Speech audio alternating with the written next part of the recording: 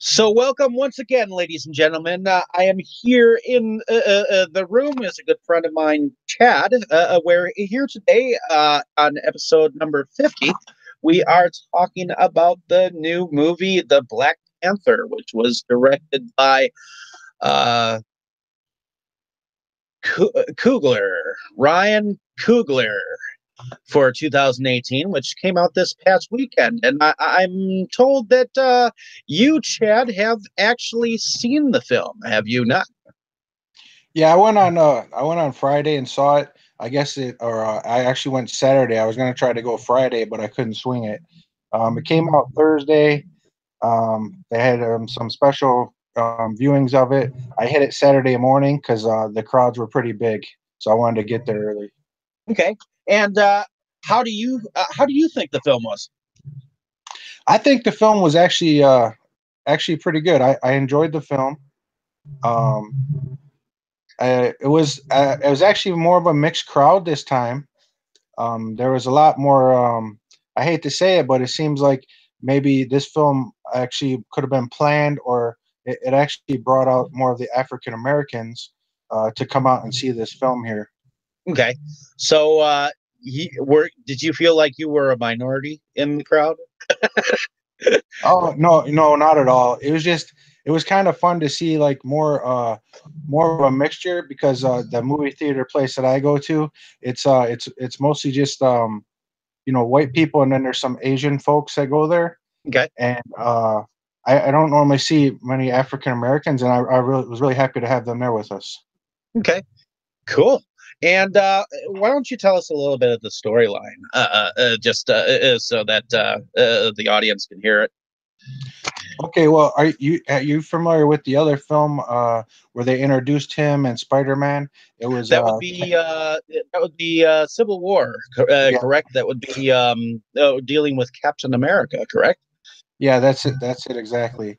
I thought that the way they introduced him in that film, this one pretty much it started off and it played back on that film a little bit, but this film is a standalone film where you didn't have to see Captain America: Civil War, and you could just go into this one with a blank mind and just get the enjoyment from this film as itself. Okay. And how many minutes of the play action that we see do you see from Civil War? Would you say? Oh, there was a scene in there where uh, the king lost his father, and they replayed that back, and his father made a couple of appearances in there because uh, they have a. I don't want to get into it too depth, but they have a place where you lay down and they cover you, and then you can pretty much see and speak to your ancestors. So there Okay. was a couple of spots in there where they went ahead and you know went back to his father. Okay. And how many African American actors do you think were in the film? Do you think it made up the majority of the film, or do you think that they had uh, uh, a variety of different characters that were, um, of different color, different race? No, film was definitely you know African Americans.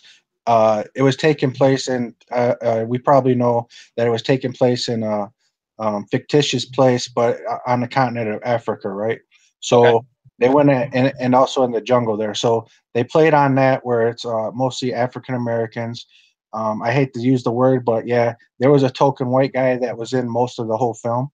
Okay. Um, I mean, it just is what it is, right? People always say token black guy. The CIA guy was a white guy that was in the film, Do you and think that there could be some backlash with there only being mainly African American actors? I wouldn't think so because I think most people that look and watch and enjoy the superhero films, we look at them as maybe I'm a little older, so we look at it as more on as our childhood. Although this movie could be considered violent for like kids under 6, maybe or whatever, but I don't see it as that. Okay. But I when I go to these films, I go in with a blank mind, a blank state of mind, and just enjoy and watch the film that's in front of me.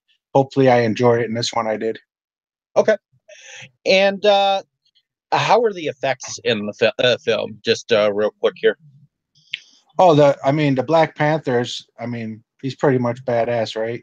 So a lot of the reviews are not reviews, but some of the trailers they showed him with the action scenes with the cars, and they're pretty phenomenal. You know what I mean? All, as we come to expect with these superhero films now.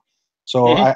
I definitely like the special effects. I went and seen it on the real big screen to get the full experience. To me, when you see one of those superhero films with the all the action, you definitely want to see it on the big movie screen and not like on the smaller ones. Because like at the theater I go to, they had one that was playing every hour in one of the smaller rooms, but in the Hmm. big room, it's like every 2.5 or 3 hours because that's the big screen, you know. And what did you take home from watching the film? To be curious. I haven't seen the film myself. I just kind of wanted to get your reaction to the film, so that maybe the our listeners could actually gain a little bit of a viewer experience from a film goer that has been going for so long. Well, I know this is gonna sound kind of funny, but it was it's gonna sound kind of funny, but it was like he's the king, right? The Black Panther is the king, and it has this storyline where the superhero kind of gets defeated, and then he comes back and to regain and control the situation. Right, a lot of the superhero films, pretty much follow that theme, and this one did. But what I would like to point out is this king was similar to a pimp, right? Because he had a stable of some badass bitches, man. And I'm not saying that derogatory. I mean, these bitches would tear you up, right? Because they were Hmm. fighters and they had him. They had the love for their country. They had the love for the king. And I'm telling you, you would want to go to war with those women over anybody. And that's kind of like I think of like a pimp with its stables of women because they respect and love their pimp for the most part. You know, now this king he didn't beat the women down, right? As we come to know that sometimes a pimp may smack his woman, but this film here, these women that he had fight for him, it was really phenomenal. Now the film itself, like I said, it starts off where he gains the power of the king, and then he's challenged. He defeats the first challenge, and then another challenge comes up where you think he doesn't survive, yet he's found by Okay. his one of his foes, and his foe actually keeps him alive until his family finds him and sees that he was still alive, and then they gave him the beranium, which is the power that is the most powerful thing on earth, and it gave them all their technology, and they were so far advanced of any other. We say Western civilization, but basically so Hmm. far advanced from anybody in the world. Period, and it was because they Cool. mined that stuff. Well, I appreciate your time and coming on the show to tell me about your experience. I know it's been some time since you've been on the show, so appreciate your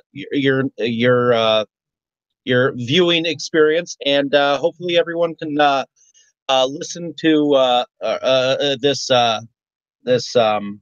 podcast and take it in a good manner and watch the film yourself. I'm definitely going to look forward to when I actually watch it myself. Here, I just wanted to get a viewer's response to the film. So thank you for listening. I appreciate your time, listeners, and hopefully you have a great evening. Next up, we are going to have a great superhero talk. And Chad here is going to be back with us, so definitely keep a lookout for that. So appreciate your time, everyone. This has been Inside